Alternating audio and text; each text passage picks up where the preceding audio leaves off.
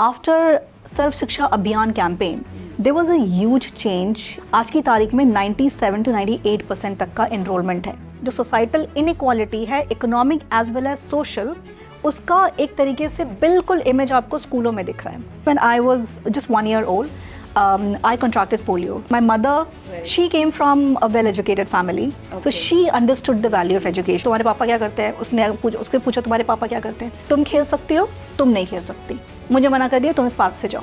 जब ये सारे नंबर्स आए, I started talking to the government, and government में reaction was like, oh taboo subject, हम तो RT के बारे में बात ही नहीं करेंगे, हम RT नहीं implement करते हैं।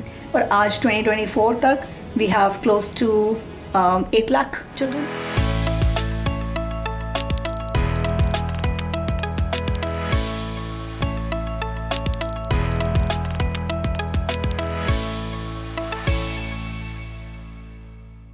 बहुत बार हमने कहानी सुनी है एक हीरो और एक विलन की, the David versus Goliath tale, and today we have someone who is more than a hero, और उनकी कहानी भी एक मूवी जैसी है।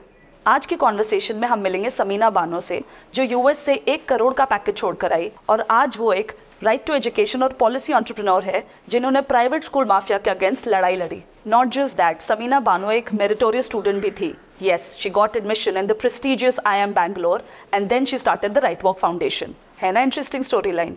हम उनसे ये भी पूछेंगे कि राइट टू एजुकेशन यूज़ करके उन्होंने कैसे 8 लाख गरीब बच्चों का प्राइवेट स्कूल में एडमिशन कराया। तो आराम से सेटल हो जाइए, बिकॉज हर story is no less than a movie. Samina, welcome to our show Dream It. It's a platform dedicated to inform, educate and empower the youth. आपके आने से पहले हमने आपके बारे में काफ़ी रिसर्च करी है, and I must say you have done a tremendous job as an entrepreneur, as an RTA entrepreneur, and as a ray of hope to many.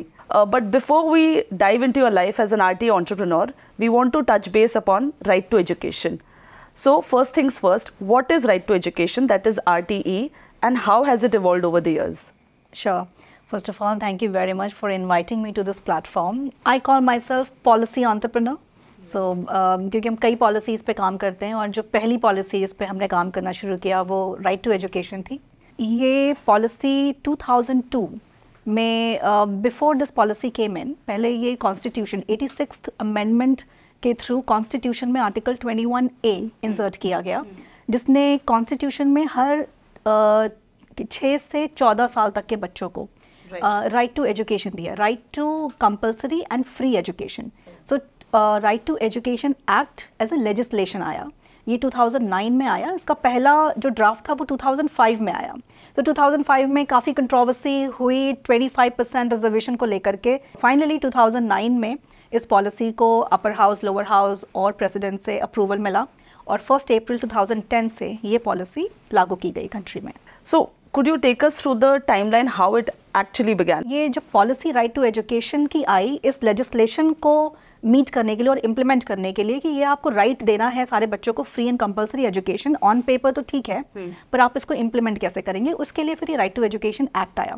ये 12(1)(c) इज़ वन क्लॉज जो कहता है जो प्राइवेट स्कूलों से related है, लेकिन बाकी जितने भी क्लॉजेज हैं वो गवर्नमेंट स्कूल से रिलेटेड हैं। और ये कहते हैं कि हर गाँव में, हर जगह पे जहाँ पे 300 लोगों की पॉपुलेशन है, वहाँ पे या 1 किलोमीटर का रेंज हो या 300 लोगों की पॉपुलेशन हो, वहाँ पे एक प्राइमरी स्कूल ज़रूर होना चाहिए। और upper primary school 6 to 8 class तक का होना चाहिए, 3 किलोमीटर, और 600, 500, 600 की अगर पॉपुलेशन है तो अपर प्राइमरी स्कूल भी होना चाहिए। और फिर सेकेंडरी स्कूल का भी प्रोविज़न, क्योंकि राइट टू एजुकेशन 6 से 14 साल तक के बच्चों का है, तो ये 8th तक की एजुकेशन को कवर करता है।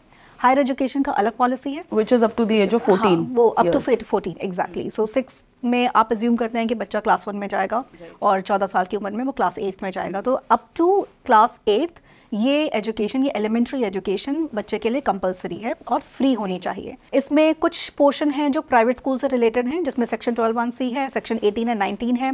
12(1)(c) कहता है कि हर वो प्राइवेट स्कूल जो रिकॉग्नाइज्ड है और अनएडेड है, अनएडेड मतलब गवर्नमेंट से उसको कोई एड फंडिंग नहीं मिलती है, उन स्कूलों में अपने एंट्री क्लास में, चाहे वो नर्सरी है, केजी या क्लास 1 तक, जो उनका एंट्री लेवल क्लास है, उसमें 25% की सीटें गरीब बच्चों के लिए, disadvantage group and economically weaker section. But 12(1)(c) is the main highlight of the policy, जिसमें ये कहा गया कि प्राइवेट स्कूलों में 25% गरीब बच्चों के लिए रिजर्व रखे जाएंगे। राइट। समीना, ये तो आपने पूरा राइट टू एजुकेशन का टाइमलाइन बता दिया, बट जब भी एक बिल पास होता है और वो एक एक्ट बनता है तो उसके पीछे काफ़ी रिसर्च की जाती है obviously, and the intent by the state is to take action for the economically weaker section of the population. So now what are the core objectives that RTE plans to achieve? Okay, now RT 12(1)(c इसके पीछे बहुत ही deeper objective और philosophy है. देखिए हमारे यहाँ private schools हैं, government schools भी हैं. आप अगर जितने भी देखेंगे कि गवर्नमेंट स्कूल में कौन जा रहा है, गवर्नमेंट स्कूल में वही बच्चे जा रहे हैं जो प्राइवेट स्कूलिंग अफोर्ड नहीं कर पाते हैं. गवर्नमेंट स्कूलों की जो टीचर्स हैं उनके बच्चे प्राइवेट स्कूल में पढ़ने जाते हैं. जितने भी गवर्नमेंट ऑफिसर्स हैं, हम जितने भी IAS ऑफिसर्स हो गए या PCS ऑफिसर्स हो गए, जितने भी सारे ऑफिसर्स हैं, सबके बच्चे प्राइवेट स्कूल में पढ़ने के लिए जाते हैं. और प्राइवेट स्कूल में क्या देखेंगे आप, प्राइवेट स्कूल कहाँ से आ रहा है, दिस इज मार्केट का एक प्रोडक्ट है, right. And what has happened with privatisation, stratification of society. अगर आप बहुत रिच हैं, बहुत रिच सोसाइटी से आते हैं, you are going to very rich private school. आप मिडिल टियर इनकम से आ रहे हैं, you are going to a middle tier income school. आप गरीब हैं तो आप लो इनकम प्राइवेट स्कूल में नहीं, आप low income budget private schools भी हैं. तो जो इनइक्वालिटी है, जो सोसाइटल इनइक्वालिटी है, economic as well as social, उसका एक तरीके से बिल्कुल इमेज आपको स्कूलों में दिख रहा है. और अगर क्लासरूम में आपने बच्चों को डिवाइड कर दिया तो आपकी सोसाइटी धीरे धीरे वो और जो डिवाइड है ना वो बढ़ता चला जाएगा, आप उसे क्लोज नहीं कर पाएंगे. So the main purpose of RT 12(1)(c, this 25% provision, is to bring about social inclusion in classrooms. When RTE became an act and finally a fundamental right, it was praised and applauded by many, but काफ़ी criticism का भी I'm sure आप लोगों ने सामना किया होगा. In fact सबसे ज़्यादा तो क्रिटिसाइज 25% रिजर्वेशन कोटा को भी मिला. I mean despite having government schools, parents अपने बच्चों को नहीं भेज रहे थे. Government schools were going empty, specially girls. Caste और gender had a big role to play in this. And I think private में तो और भी स्ट्रगल्स हमने देखे, that you could not detain a child, they were not very fond of this section of the society. They didn't want कि बच्चे progress करें, और अगर वो परफॉर्म अच्छा नहीं कर रहे तो भी वो नहीं चाहते थे that they should go to the next grade. So what are the dynamics? How did it originate and what is the situation now? Private and government schools, they are governed by the same set of laws. Right to education में जो laws हैं, NEP में अभी जो rules आए हुए हैं, both are supposed to be same for both government and private schools. Private schools थोड़ा different तरीके से run होते हैं तो उनके laws कुछ extra अलग से भी laws दिए गए हैं, जैसे RT 12(1)(c है, 25% provision है. Government school में after Sarva Shiksha Abhiyan campaign, there was a huge change in terms of enrolment. आज की तारीख में 97 to 98% तक का एनरोलमेंट है. मतलब स्कूल गोइंग बच्चे, 6 से 14 साल तक के बच्चे, चाहे वो अर्बन हो चाहे वो रूरल हो, बच्चे स्कूल जा रहे हैं. लेकिन वहाँ पे पढ़ रहे हैं, लर्निंग हो रही है कि नहीं हो रही है. अब की तारीख में जो सबसे बड़ी प्रॉब्लम है और जो सबसे बड़ा चैलेंज है जो कंट्री सॉल्व करने की कोशिश कर रहा है, वो है कि वहाँ लर्निंग हो रही है कि नहीं हो रही है. And foundational learning is the term generally use की, स्पेशली अर्ली चाइल्डहुड एज में वो लर्निंग का टाइम बहुत ही क्रुशियल होता है बच्चे के लिए. वहाँ पे लर्निंग हो रही है कि नहीं हो रही है वो ज़्यादा इंपॉर्टेंट है. एक्सेस का प्रॉब्लम तो हमने सॉल्व कर लिया है, और लड़कियाँ भी स्कूल जा रही हैं, लड़के भी स्कूल जा रहे हैं. इनफैक्ट आप गवर्नमेंट स्कूल में अगर आप जाएंगे तो आपको लड़कियाँ ज़्यादा मिलेंगी, लड़के कम मिलेंगे. Oh really? एग्जैक्टली. क्या होता है कि पेरेंट्स के पास में ना अगर थोड़ा सा भी एक्स्ट्रा इनकम अगर है, अगर कि घर में एक बच्चे को स्कूल भेज सकते हैं, प्राइवेट स्कूल भेज सकते हैं, तो वो बेटे को, लड़के को भेजते हैं प्राइवेट स्कूल. और ये काफ़ी हद तक आ रहा है आपके इम्प्रेशन, जो आपके परसेप्शन बना हुआ है कि प्राइवेट स्कूल बेहतर होता है और गवर्नमेंट स्कूल ख़राब होता है, ये मोस्टली परसेप्शन है. जो RT 12(1)(c है, what it is trying to solve, कि जो एक्सक्लूजन क्रिएट हो गया है और ये जो अपॉर्चुनिटी है, it depends on the accident of birth. आप कहाँ पैदा हुए हैं वो आपके लाइफ चांसेस को ज़्यादा डिटरमिन करता है, rather than your skills, your talent, your intelligence.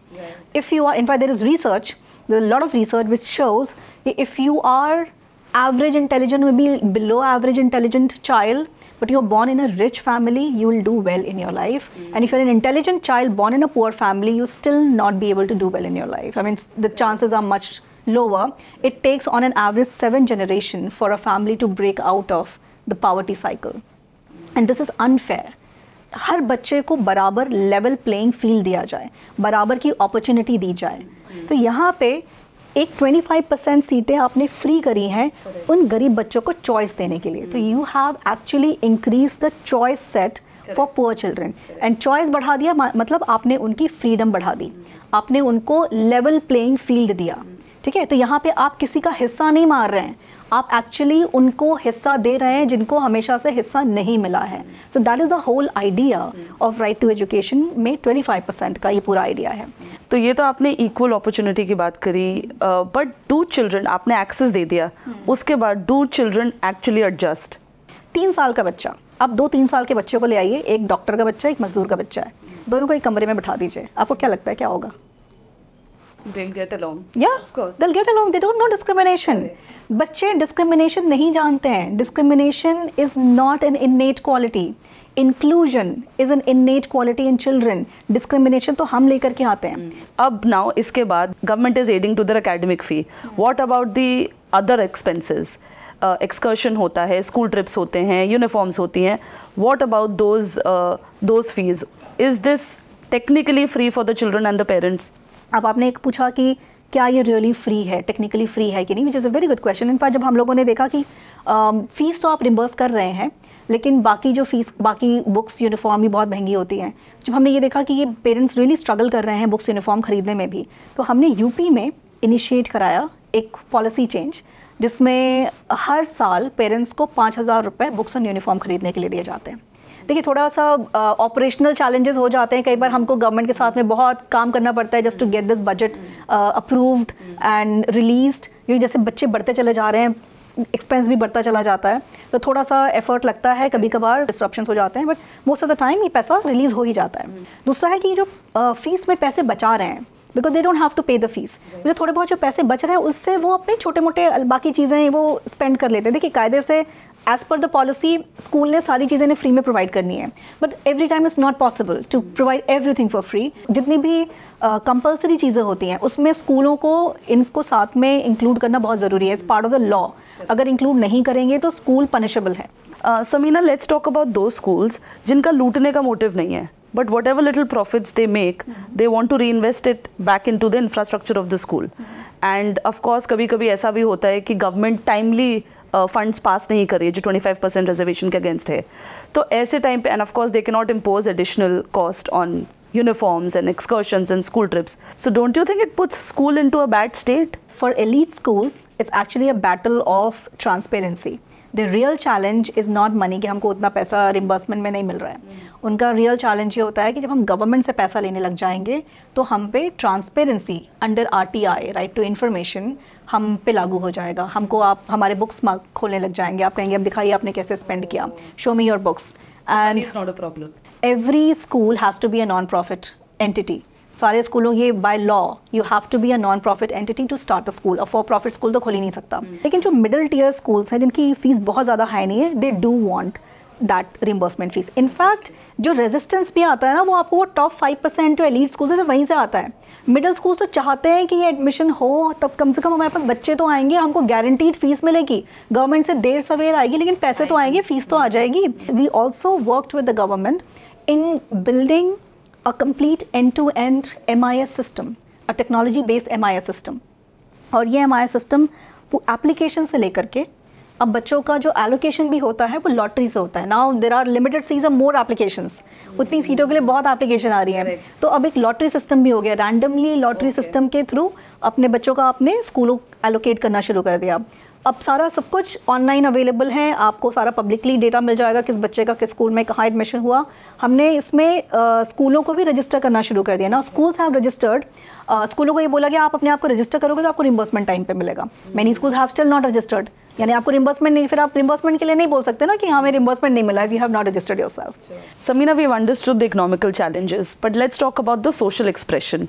In one of your interviews, you mentioned that जब एक rich kid एक EWS kid के साथ पढ़ता है तो they tend to form and develop empathy, and whereas EWS kids का एक morale boost होता है studying, getting equal opportunities and studying with the rich kids.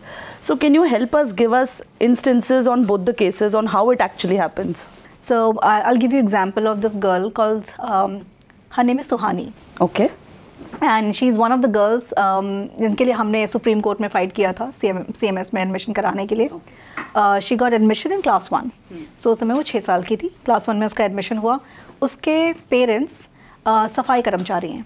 उनमें से ये बच्ची सिटी मॉन्टेसरी जैसे एक बहुत बड़े स्कूल में, एक एलीट स्कूल में उसको पढ़ने का मौका मिला RTE के तहत.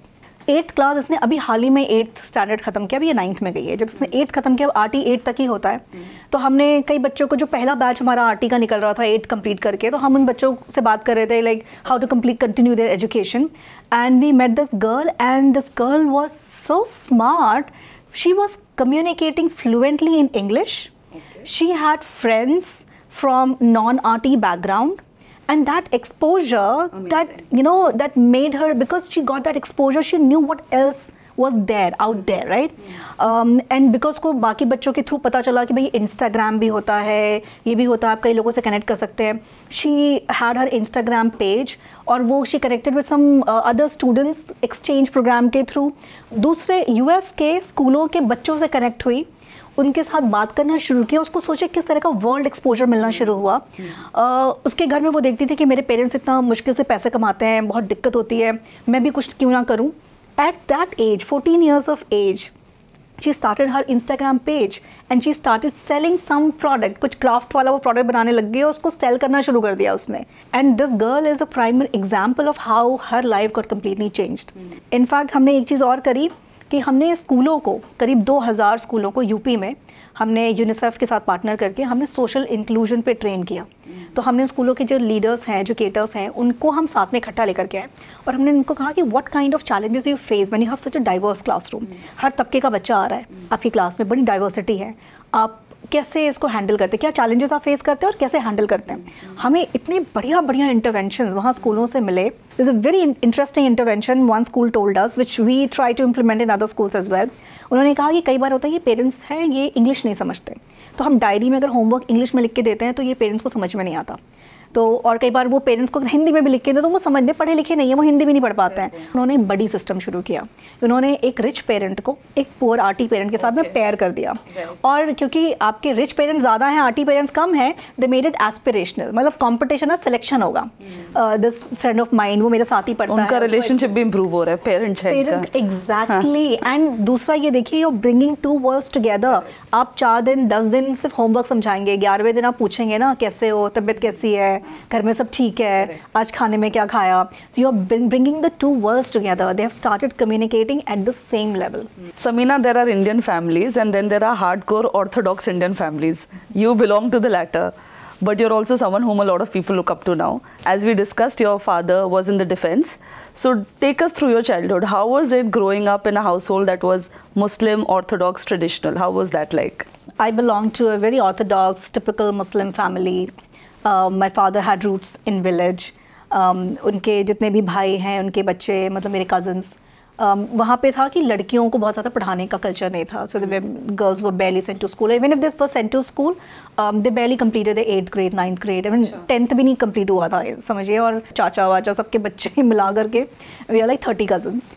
उन 30 cousins में I'm the only one who actually got this chance of getting educated at this level, and I'm so grateful to God that I got this opportunity, and it happened because of 2 reasons. मेरी mummy को तो बड़ा डर था कि पता नहीं 10वीं भी पास कराएंगे कि नहीं कराएंगे, 10वीं भी इसकी होगी कि नहीं होगी. But 2 things changed my life. One was my father's job in Indian Air Force, जिसकी वजह से वो बाहर निकले, गांव से बाहर निकले और हाँ, सॉ द वर्ल्ड. और इंडियन एयरफोर्स में जनरली आपका कैंपस होता है, कैंट होता है, जिसमें सारे लोग इकट्ठा साथ में रहते हैं. Everyone was sending their children to Kendriya Vidyalaya, central schools. लोग सवाल करेंगे तो हम क्या जवाब देंगे, बच्चों को स्कूल क्यों नहीं भेज रहे हो, right? So there was peer pressure. सब लोग भेज रहे थे and school was affordable. Kendriya Vidyalaya, I am so grateful to central schools, the only government run schools which are inclusive and affordable. Secondly, when I was just 1 year old, I contracted polio. So I got partial polio paralysis in my left leg. अब जैसे कुछ हमारी society ऐसी होती है ना कि लड़की में कोई भी थोड़ी सी डिफेक्ट आ गया तो भाई फिर तो अब शादी कैसे होगी, तो बहुत दहेज देना पड़ेगा, पैसे सेव करना शुरू कर दो. ये सारे कहानियाँ लोगों ने मेरे पापा को आके बोलना शुरू कर दिया. अरे पैसे अभी से सेव करना शुरू कर दो, अरे रिक्शे वाले से शादी कराने के लिए तुम्हें इतना दहेज देना पड़ेगा. All those conversation, and you know I overheard some of those conversations. I was like, ये नहीं होगा, this is not happening in my life. Like ये तो मेरे पेरेंट्स को और मैं किसी के सामने झुकना नहीं पड़ेगा, मतलब ये मैं नहीं होने दूंगी. फिर मेरे पापा को भी थोड़ा ही हो गया कि कम से कम मैं इसकी पढ़ाई पे फोकस करूँ, कुछ नहीं तो पढ़ाई पे फोकस करूँ। And I was a bright kid, like वो शुरू से सबको समझ में आ गया था कि I was pretty bright, I was intelligent and bright and also, वो लोग को समझ में आ गया था। तो मेरे पापा को लगा कि ये तेज़ है तो इसको पढ़ाई पे मैं फोकस करता हूँ। And that's how I got opportunity to study. I think I got support of my parents. My mother, she came from a well-educated family, so she understood the value of education, I think, and then she protected me a lot. She made sure that she is not forced into doing anything else. उन्होंने मुझे किसी और चीज़ में कुछ नहीं force किया कि तुम ये भी करो, ये भी करो, घर का काम, तुम खाना बनाना सीखो, तुम सफाई करना सीखो, ये सीखो। उन्होंने मुझे पूरा फ्रीडम दिया कि नहीं, you just focus on studies, बाकी चीज़ें तो आराम से सीखी जाएंगे, पढ़ाई पे फोकस करो। So Samina, we all know about that incident जहाँ पे आपने discrimination as a child face किया, wherein you were not let in a public park which is a public property, and उस दिन आपने काफ़ी बड़ा स्टेप उठाया, आप डायरेक्ट स्टेशन कमांडर के घर चले गए। Could you tell us about that day? What had happened? हम मेमोरा करके एक एयरफोर्स स्टेशन है लखनऊ में, वी वर देयर। वहाँ पे सिर्फ एक केंद्रीय विद्यालय स्कूल था, सेंट्रल स्कूल। सो स्टेशन कमांडर के बच्चे भी वहीं पढ़ते थे, पियोन का बच्चा भी वहीं पढ़ता था, तो everyone was like studying in the same classroom. उस तरह का सेटअप था। एक चीज़ हुआ कि हमारे यहाँ 2 पार्क थे। एक पार्क था जो ऑफिसर्स का पार्क था, जहाँ पे सिर्फ ऑफिसर्स के बच्चे खेलने आते थे, और एक पार्क अपना बाकी दूसरे बच्चे जा रहे हैं खेलने के लिए। तो ये ऑफिसर्स का पार्क ना नया शुरू हुआ था। अब मैं क्लास में I used to always secure first grade, मैं हमेशा फर्स्ट आती थी क्लास में, और सब कुछ मैं बढ़िया बाकी बच्चों से अच्छा कर रही हूँ। तो मेरी एक फ्रेंड थी जो ऑफिसर की बेटी थी, तो हम दोनों साल के थे, हम दोनों स्कूल के बाद चलो खेलने चलते हैं। तो हम दोनों उस पार्क में जाके खेल रहे थे, एंड सडनली बाहर से कोई एक ऑफिसर निकल के आए घर से, और वो कहते हैं कि कौन खेल रहा है यहाँ पे। तो उसने अपना नाम बताया, मेरा नाम बताया, तुम्हारे पापा क्या करते हैं। उसके पूछा तुम्हारे पापा क्या करते हैं, तुम खेल सकती हो, तुम नहीं खेल सकती, मुझे मना कर दिया, तुम इस पार्क से जाओ, तुम नहीं खेल सकती, ये सिर्फ ऑफिसर्स के लिए, ऑफिसर्स के बच्चों के लिए। I was like this is not fair. वो सेंस ऑफ जस्टिस है ना, वो मुझे लगा कि मेरे पापा और आपके पापा में वो ऑफिसर नॉन ऑफिसर का डिफरेंस हो सकता है, आप बच्चों में कैसे डिस्क्रिमिनेट कर रहे हो, कल को मैं क्या बनूंगी आपको क्या पता। I was very angry. और पार्क से आप वो एक ना ह्यूमिलिएशन और एम्बैरसमेंट जो फील हुआ आपको। मैं खैर आ गई घर, अब मैं कुछ नहीं कर सकता, बस जस्ट अ स्मॉल चाइल्ड। फिर वो क्लास में सिविक्स पढ़ा रहे थे। अब सिविक्स में पढ़ा रहे थे प्राइवेट प्रॉपर्टी, पब्लिक प्रॉपर्टी, कि प्राइवेट प्रॉपर्टीज़ को आप ओन करते वो आपकी प्रॉपर्टी है, पब्लिक प्रॉपर्टी जो सब ओन करते हैं सबके लिए बराबर का हक होता है। उसमें एग्जाम्पल दिया पब्लिक पार्क। मैंने कहा फिर तो वो पब्लिक प्रॉपर्टी है, अब पब्लिक प्रॉपर्टी है तो वो सबका हक होना चाहिए, जब उनका हक है तो मेरा भी हक है उस पर। मुझे कैसे निकाल दिया, क्यों मना कर दिया मुझे। फिर मैंने वो अंडरलाइन किया, फिर मैंने अपने टीचर को पूछा कि टीचर ये अगर है तो ऐसा कैसे हो सकता है। तो वो teacher was not able to answer me correctly. मैंने कहा या तो देखिए वो गलत कर रहे हैं या आप हमको गलत पढ़ा रही हैं। तब मैंने क्या किया, फिर मैंने वो किताब ली, मैं अपने साथ में एक फ्रेंड को लेकर गई, और वो अंडरलाइन करके मैं जा करके वो स्टेशन कमांडर ने घंटी बजा दी। एंड देन वहाँ से वो निकल के आए, और मैंने कहा ये देखिए आप या तो हमें गलत पढ़ाते हैं या आप हमें पार्क से गलत निकालते हैं। Nice. And he was like zapped, completely zapped. What is this? What's happening? So, and I showed him my book and underline करके दिखाया मैंने उनको। Fundamental right. Yeah, this is my fundamental. This is a public property और इस पे सबका बराबर का हक होता है। तो and he was totally zapped and he felt probably embarrassed और उन्हें बुरा लगा है जो भी है। Then he opened the park for everybody. कि नहीं बच्चों के लिए बच्चे बराबर हैं, सबके लिए खुला होना चाहिए। So that was like something an experience for me. It was like it felt like victory. Samina, when you were navigating through your difficult childhood and being a fighter yourself, what was your childhood dream? What did you want to become then? I always wanted to become a scientist. Oh, really? I am a science person. I'm a complete science person. I was madly into wildlife, physics, mathematics. Physics, मतलब engineering, I did not choose engineering just like that. I was actually genuinely interested in physics, chemistry, human behavior, psychology. For me, it's like understanding the world, understanding the universe, understanding who we are, where we come from, all those difficult questions. And मुझे लगता है वो science से आप solve कर सकते हैं. For me, science makes me more spiritual. Samina, एक आपका ये childhood spark था where you stood against the wrong, you always helped the needy, you knew your fundamental right as a child कि आप station commander के पास चली गई, and then of course एक वो Samina थी who took the obvious path, who was great at her academics, got a job in the United States at Deloitte, which is like the big fours, and got an amazing package. तो ये हमेशा से आपका dream था कि बहुत अच्छी पढ़ाई करनी है, एक्सीलेंट नौकरी लेनी है, बाहर जाना है, सेटल होना है, या जर्नी कुछ और थी आपकी इन योर हेड? नहीं, मैं तो ये 10th क्लास में मुझे पता था कि मुझे काम तो ये करना है, मतलब I wanted to devote my life for poor. और ये मैं ऐसे ही नहीं बोल रही हूँ आपको, ये एक्चुअली न्यूज़पेपर में आर्टिकल में पब्लिश्ड है। और ये कैसे हुआ कि मैंने I told you in 12th standard I had secured top 4 ranks in India, और अच्छे मेरे मार्क्स आए थे काफ़ी, और in fact I had 99% in all physics chemistry maths. तो कई लोग मुझसे मतलब कई लोग मिलने के लिए आ रहे थे कि इतने अच्छे नंबर कहाँ से लेकर के आई, इतने बढ़िया नंबर लेकर आई वो। सो कोई एक जर्नलिस्ट था जो मुझसे मिलने के लिए आया घर पे। अब मुझे नहीं पता था वो जर्नलिस्ट है, वो मुझसे आके बातें कर रहे हैं, और मैं पता नहीं वो थॉट्स मेरे दिमाग में कहाँ से थे, मुझे what you want to do. मैंने कहा मुझे ना I want to devote my life for social justice, गरीबों की पढ़ाई के लिए, इसके लिए उसके लिए। पता नहीं कहाँ से मैं बोल रही थी ये सब चीज़ें। मुझसे ये तक पूछा उन्होंने कि what your life plans and all that. मैंने कहा मुझे ना आई was like really inspired by mother Teresa. मैंने कहा मुझे मदर टेरेसा जैसा बनना था, पता नहीं क्यों उस समय था, और मैंने कहा मैं उन्हीं की तरह बनना चाहती हूँ, and I would not marry my entire life. Then उन्होंने मुझे पूछा कि फिर तुम अपने बुढ़ापे में क्या करोगे। मैंने कहा मैं ढेर सारे बच्चे अडॉप्ट करूँगी। And he publish this entire story the following day, 2nd page times of India. पर मुझे मालूम था कि ये करने से पहले मुझे खुद को एम्पावर करना है। If I am not empowered myself, who will listen to me?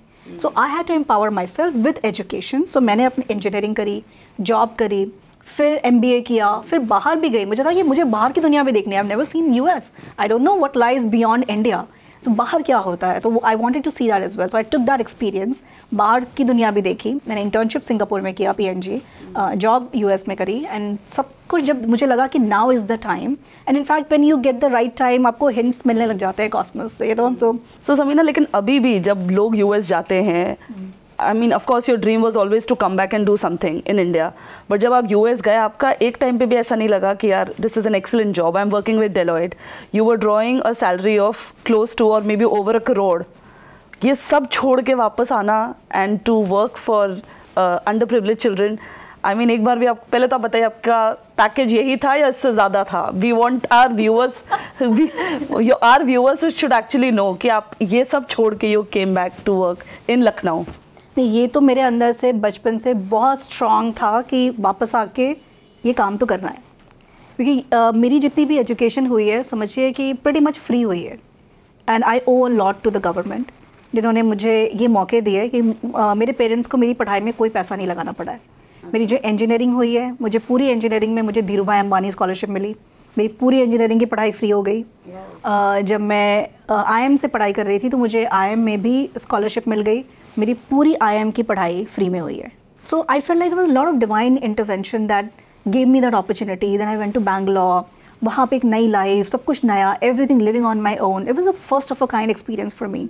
So इतना सब कुछ जो मिला ना, तो मुझे अंदर से बहुत स्ट्रॉन्ग था कि I have to give back. तो मैं US में भी गई, वो सब कुछ था, और वो लाइफ बहुत अच्छी थी। I enjoyed, I loved every single thing, but there was not a single moment when I had changed my mind कि नहीं यहीं रह जाते हैं, ये बढ़िया है। So you left US, you left your great package, you came back to Uttar Pradesh, और उत्तर प्रदेश में भी आप लखनऊ आई। How was the shift and when did you decide to start Right Walk foundation? When did that come into picture? या सो मैं 2013 में आ गई थी, एंड सम टाइम थोड़ा बहुत मैंने वो किया, वॉलंटियर किया time, but I had set up my organisation in the first year itself. So in fact initially the name was Bharat Abhyudaya Foundation, एक सोसाइटी के तौर पे किया था। 2017 में हम उसको राइट वॉक फाउंडेशन बना दिया, became a Section 8 company. So register तो शुरू से ही कर दिया था, ये कि रजिस्टर कर लो organisation, and then figure out कि हमें क्या करना है, कैसे करना है। कुछ IIM से पढ़ के आए थे, MBA था, तो कुछ something I had done, some plan I had made कि मैं ये करूँगी। पर जो इंटरवेंशन मैं सोच के आई थी वो मैंने 7 महीने 8 महीने किया उसको। But I realised during that experience कि भाई प्रॉब्लम तो बहुत बड़ी है, प्रॉब्लम बहुत अलग है, और उसको सॉल्व करने के लिए सिस्टम सोल्यूशन चाहिए। ये अंडरस्टैंडिंग मुझे धीरे धीरे जब मैं गवर्नमेंट के साथ काम करना शुरू किया, देन आई रियलाइज कि जितनी बड़ी प्रॉब्लम है उसको अगर आपको सॉल्व करना है तो आपको सिस्टम के साथ मिलकर काम करना पड़ेगा, वहाँ सॉल्व करना पड़ेगा। तो समीना, जब आप ऑब्वियसली जब आप वापस आए तो आपका ड्रीम था to work for the under privilege children, और राइट टू एजुकेशन के तहत you started working with the UP गवर्नमेंट, और उनके साथ क्लोजली और अपनी रिसर्च के साथ you found out that 6 lakh RTE seats available हैं UP में, पर सिर्फ 54 बच्चों का एडमिशन हो रहा है। Like how did you come across this data and what happened afterwards? So ये जो नंबर्स मैंने निकाले, 6 लाख सीटें और 54 एडमिशन्स हुए हैं, ये सारा मैंने बाकायदा गवर्नमेंट के डेटा निकाल करके उससे एनालाइज करके दिखाया। सो एंड देन जब ये सारे नंबर्स आए, I started talking to the government, and government में reaction was like, oh taboo subject, हम तो RT के बारे में बात ही नहीं करेंगे, हम RT नहीं इम्प्लीमेंट करते हैं। It was that kind of subject. और ये 54 एडमिशन्स, ये भी फिर मैंने गवर्नमेंट के डेटा से निकलवाया। कि एडमिशन नहीं हो रहे हैं. I think you know finding a champion with in government is very important, and I would actually name these officers. Some of these officers were super helpful, and I think वो नहीं होते शायद, अगर उस पूरे पिक्चर में नहीं आते तो शायद ये काम बहुत मुश्किल हो जाता या ये नामुमकिन हो जाता. उस समय सेक्रेटरी चीफ मिनिस्टर थे पार्थसारथी सेन शर्मा सर. ही IAS ऑफिसर है 94 बैच के यूपी में. वो सेक्रेटरी चीफ मिनिस्टर थे, and he had a very upright officer, very honest officer, जो काम को कराते हैं. उनको वो एक बार कन्विंस हो गया. I got to meet him, और वो एक बार कन्विंस हो गए कि हाँ इसको करना चाहिए. Then I got support from his side. उन्होंने देखा ये लड़की इतना भाग रही है, दौड़ रही है, इतना सब कुछ कर रही है एक पॉलिसी के लिए, and she is doing every possible thing that's needed. She is talking to schools, she is talking to children, she is talking to government. फिर वो मुझे सलाह भी देते, देखो ये करो, देखो ये करो, गवर्नमेंट से काम कैसे कराना होता है, ये कर लोगी तो फिर ये हो जाए. देखो next step, they were giving me guidance. And फिर मैंने सारे स्टेक होल्डर मीटिंग कराई, ग्राउंड टेबल कराया, मीडिया बुला दी, एंड देन सडनली मीडिया में एक सेंस ऑफ अर्जेंसी आ गई. उन्होंने इतना पब्लिश किया, वो हमारे जो राउंड टेबल हुआ था उसको उन्होंने बहुत पब्लिश किया. फिर इत्तेफाक से, देखिए डिवाइन इंटरवेंशन भी होता है, इत्तेफाक से 2014 में सितंबर में outlook magazine was doing country wide एक स्टोरी कर रही थी, आरटी का स्टेट क्या है, पूरे कंट्री में हर स्टेट में क्या स्टेटस है. यूपी का किसी और के पास इन्फॉर्मेशन नहीं था, मेरे पास ही था. तो इनफैक्ट दिल्ली में ही एडवोकेट अशोक अग्रवाल है जो आरटी पे काम करते हैं दिल्ली में, उन्होंने वो मेरा उनसे कनेक्शन हो गया था. उन्होंने उन जर्नलिस्ट को मेरे पास भेज दिया, मैंने उनको पूरा डेटा दिया. When they got convinced then they published in Outlook magazine. फिर मैंने उस समय जो उस समय के चीफ मिनिस्टर थे, मैंने अपने सेक्रेटरी चीफ मिनिस्टर को बोला कि ये आप ये काम करिए, just make sure this magazine reaches his table, वहाँ तक पहुँच जाए. I got access to him and started talking about this policy कि इसको इम्प्लीमेंट करना है. There was resistance from the minister, resistance from schools, a lot of things happened during that time. I think वो इतना in fact फिल्मी है कि is a big story. मतलब आप अपना NGO सेटअप ही कर रहे थे, that a big school filed a case against you. Do tell us what had happened because it is touted as the David versus Goliath tale. तो हम लोगों ने जब इस पर काम करना शुरू किया तो we identified some locations in the slums, और हमें पता था कि ये स्कूल बड़ा एंटी है, ये स्कूल एडमिशन नहीं करना चाहता, और ये स्कूल अगर मान जाएगा तो बाकी सारे स्कूल भी मान जाएंगे. तो हमने बहुत आइडेंटिफाई किए स्लम्स, उसके आसपास स्कूलों के हमने मार्क किए, हमने वहाँ बच्चों में जाकर के कैंपेनिंग करी, वहाँ अप्लाई करवाया. तो जो पहली लिस्ट निकली स्कूलों की एडमिशन की, वो लिस्ट में 36 बच्चों की लिस्ट निकली, इसमें 31 बच्चे उस पर्टिकुलर स्कूल के लिए थे. तो the school got really angry, उनको लगा कि हमको टारगेट किया गया है. पहला जो लिस्ट आई है उसमें 36 में 31 एक ही स्कूल में, उसी सिटी मॉन्टेसरी स्कूल में जाने वाले थे. तो अब ये ऑर्डर तो DM से आता है, ऑर्डर हम नहीं दे रहे, राइट वॉक नहीं देता, ऑर्डर तो DM दे रहा है. तो ऑफिशियली खैर उनकी खुन्नस हमसे थी, प्रॉब्लम को हमसे थी, लेकिन उन्हें पता है कि गवर्नमेंट को इन्फ्लुएंस करके हमने इस तरह से ऑर्डर दिलवा दिया. और हम क्या, अब तो पॉलिसी इंप्लीमेंट कर रहे थे, हम इन्फ्लुएंस भी कहाँ कर रहे थे. They filed a case against the government. ठीक है, गवर्नमेंट के अगेंस्ट उन्होंने केस किया. अब आप गवर्नमेंट में ही केस छोड़ देते तो फिर वो 3-4 साल हो जाता वो केस, उनके पास तो भाई भर के केसेस हैं, वो कोई देखता नहीं. तो फिर हमने क्या किया, हमने पेरेंट के थ्रू हमने उसमें एक इंटरवेंशन फाइल करवाया, हमने पेरेंट से एक काउंटर केस चलवाया ताकि उसको सीरियसली ले और हमारे तरफ से भी इंटरवेंशन यहाँ पे हो जाए. That's how we got into the case. And हमने पेरेंट बच्चे की तरफ से हुआ कि मुझे एडमिशन नहीं दिया जा रहा, तो I am the aggrieved party. तो उन्होंने जो केस फाइल किया था गवर्नमेंट के अगेंस्ट, वो इस केस के साथ में जो हमने फाइल किया था उसके साथ मर्ज हो गया. सो अब इसमें है कि हमने कहा कि हम हमको कोई बच्चे का क्या करना है, उसके एडमिशन का क्या करना है वो बताइए. वहाँ पे तो उन्होंने प्रेयर दी स्कूल ने कि ये एडमिशन गलत है, आप उसको कैंसिल करिए. तो court will be listening to that prayer. When we had a new prayer here कि बच्चा हमारा एडमिशन हुआ है, हमको एडमिशन नहीं दिया जा रहा, हम क्या करें. Now we are giving another opportunity to court कि भाई आप एडमिशन पे कुछ वर्डिक्ट दीजिए.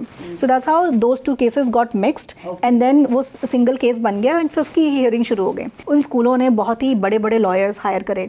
उन्होंने शांति भूषण जी, अभिषेक मनु सिंघवी जी, मतलब the top lawyers of the country, hot shots, उनको उन्होंने अपनी तरफ कर लिया. तो कभी लगा कि केस हार सकते हैं? हर बार लग रहा, हमें तो कुछ आइडिया नहीं था क्या था, लेकिन it was very hard, it was not easy. किसी टाइम पे नहीं समझ में आ रहा था कि जीतेंगे नहीं जीतेंगे, but I had a conviction in my heart. वो पता नहीं कहाँ से आया, पर ये था मुझे कि ये तो जीतेंगे, मतलब कुछ तो होगा, ये तो जीतेंगे. पर्सनल थ्रेट्स भी मिले आपको? मुझे पर्सनल थ्रेट्स भी मिले कई तरह से. मुझे इन स्कूल वालों ने मेरे खिलाफ सिविल कोर्ट में सू किया मुझे. फिर उन्होंने कौन सी कंप्लेंट, साइबर क्राइम में कंप्लेंट डाल दी. फिर कुछ गुंडे मुझे सड़क पे, मतलब they threaten me and then left, मेरा पर्स खींच के ले गए, थ्रेटन करके चले गए रात को. That happened, I filed FIR against them. तो इस तरह के पर्सनल थ्रेट्स भी है कि अगर बहुत ज़्यादा क्रांतिकारी बनोगी तो रातों रात गायब करवा देंगे.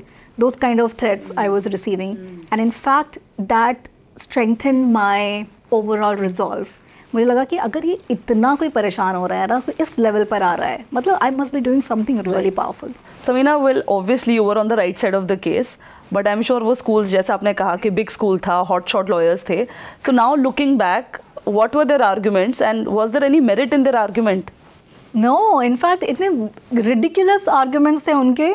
Poor people can not have a choice. उनको गवर्नमेंट जो स्कूल दे दे वहाँ पे एडमिशन करा लो. तो उन्होंने पता कि अपने स्कूल में एडमिशन कराने से बचने के लिए उन बच्चे के घर से और उनके स्कूल के बीच में जितने भी स्कूल आते थे उन सारे स्कूलों से ना लिखवा के ले लिया कि हम एडमिशन लेने के लिए तैयार हैं. जो भी पैसे वैसे दिए होंगे क्या किया आई डोंट नो, लेकिन उनसे लिखवा लिया कि ये और सबको दिखाया पूरी फाइल एक और इनका इंटिमिडेट करने का एक और तरीका होता है, मोटी मोटी फाइलें बना दो. हर बच्चे पे इतनी मोटी मोटी फाइलें बना दी उन्होंने, कौन बैठ के पढ़ेगा. करेक्ट. तो जिस दिन हियरिंग थी उस हियरिंग से एक दिन पहले मैं और मेरा कोलीग हम रात भर बैठ करके हमने उस समय MHRD कहलाता था, मिनिस्ट्री ऑफ एजुकेशन की पूरी वेबसाइट छानी है, हर डॉक्यूमेंट ढूंढा है.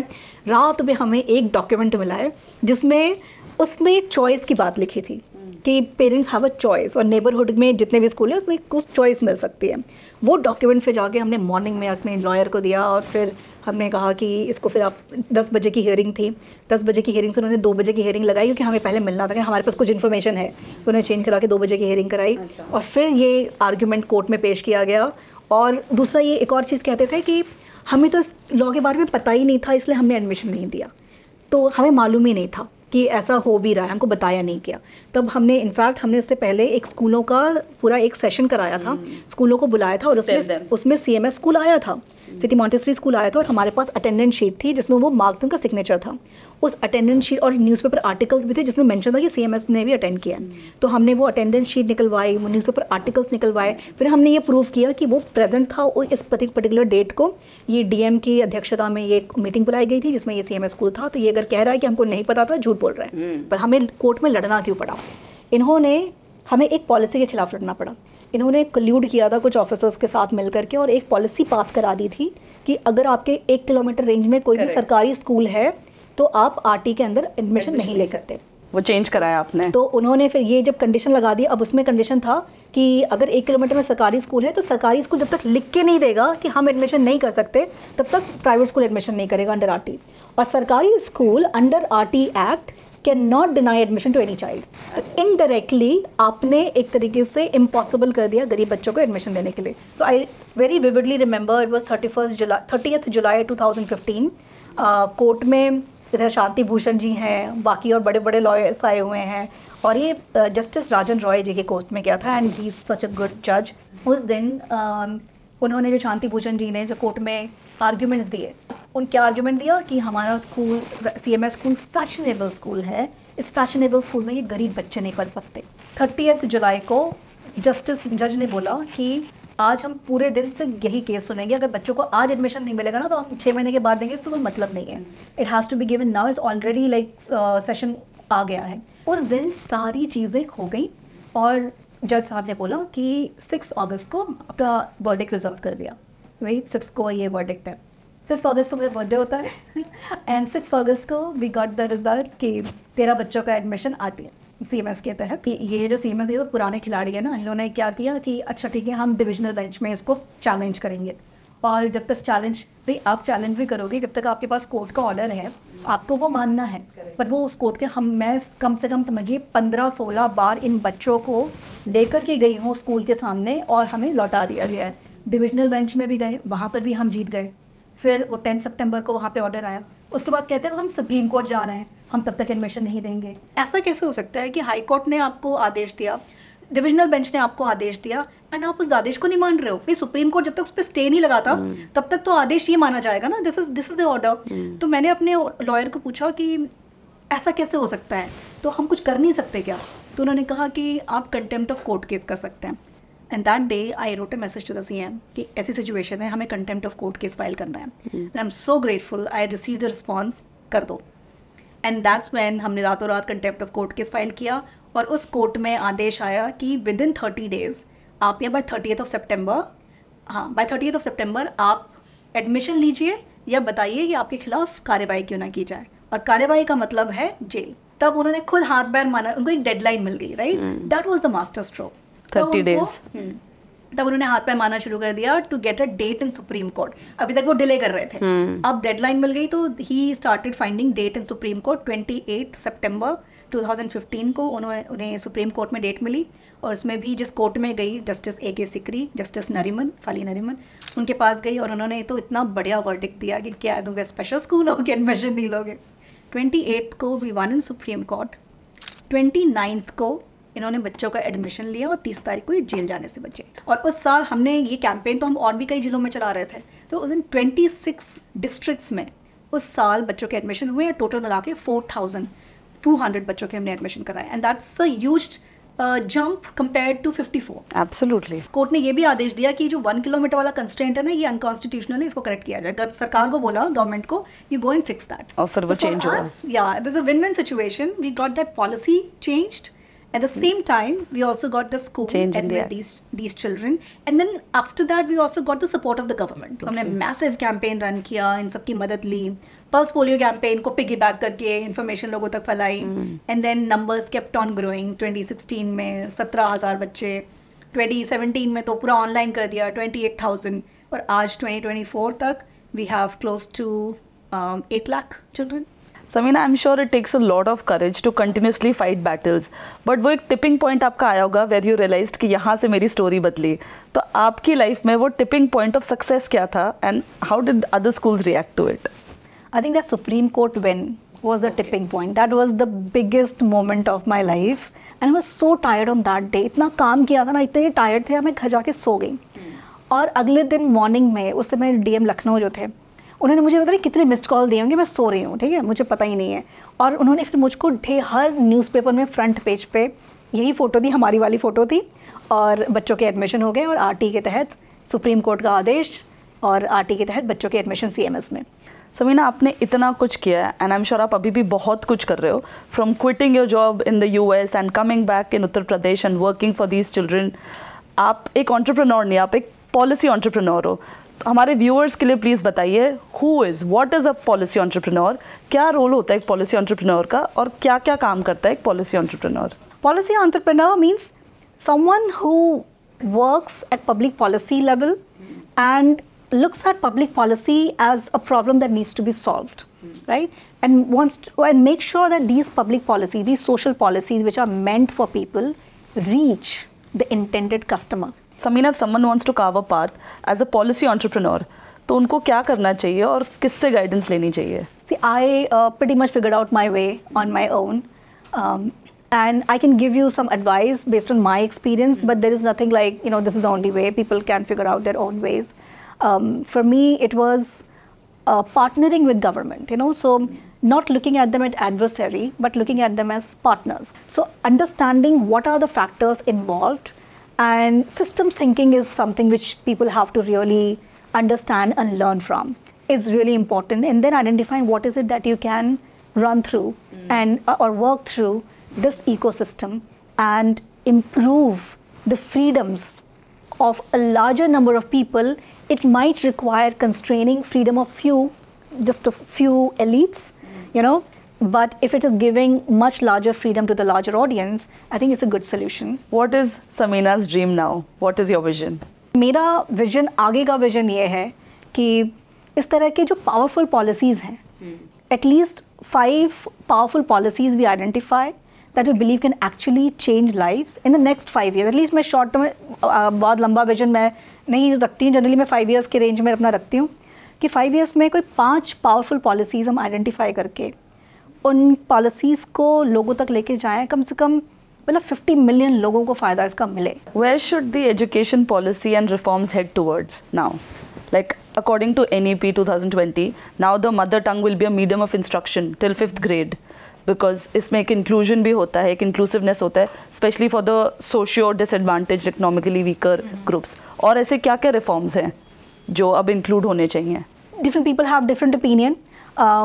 My opinion on this is yes, it is true कि मदर टंग में बच्चे ज़्यादा जल्दी सीखते हैं. इनफैक्ट अगर आप शुरू से ही इंग्लिश लैंग्वेज आप इंट्रोड्यूस कर देते हो तो फिर आप लर्निंग के बजाय वो फोकस लैंग्वेज पे चला जाता है rather then learning. But at the same time, we also know that English language is important. in the market, and if you know English, if you're able to converse in English, your chances of economic outcome are much better. So there has to be some kind of a balance. Quality education की बात करें तो आपको क्या लगता है अभी देश का एजुकेशन सेक्टर किस डायरेक्शन में हेड कर रहा है, and what are the changes that are required? Somehow I have a feeling that we are at a stage where we need something more disruptive, more radical. और कई बार ये भी है कि what is the political will? See, political will आज की तारीख में बहुत ज़्यादा एजुकेशन रिफॉर्म को लेकर नहीं है, क्योंकि डिमांड नहीं है. आज कोई फाइट, कोई भी इलेक्शन एजुकेशन पे फाइट नहीं किया जाता, क्योंकि डिमांड, अगर आप लोगों की डिमांड पूछेंगे what are your top 5 demands, education does not feature in the top 5. See, employment is a very serious demand. Employment demand पे सरकारें बनती हैं और गिरती हैं, पर अभी तक हमारे देश में ना एजुकेशन डिमांड उतनी स्ट्रांग नहीं हुई है. आई थिंक एजुकेशन की डिमांड को स्ट्रांग करना बहुत ज़रूरी है, एंड जब एजुकेशन की डिमांड बहुत स्ट्रांग होगी तब यहाँ से सरकारें भी उसको बहुत सीरियसली लेना शुरू कर देंगी. समीना बानो की स्टोरी ना सिर्फ इन्फॉर्म करती है बल्कि एजुकेट करती है और एम्पावर तो डेफिनेटली करती है. हर story is filled with passion and courage, where she not only fought with the private school mafia but also helped so many kids from the economically weaker section. Samina Bano is definitely a role model for many. और उनसे ये तो ज़रूर सीखने को मिला कि कौन कहता है आसमान में सुराख नहीं होता, एक पत्थर तो तबीयत से उछालो यारो.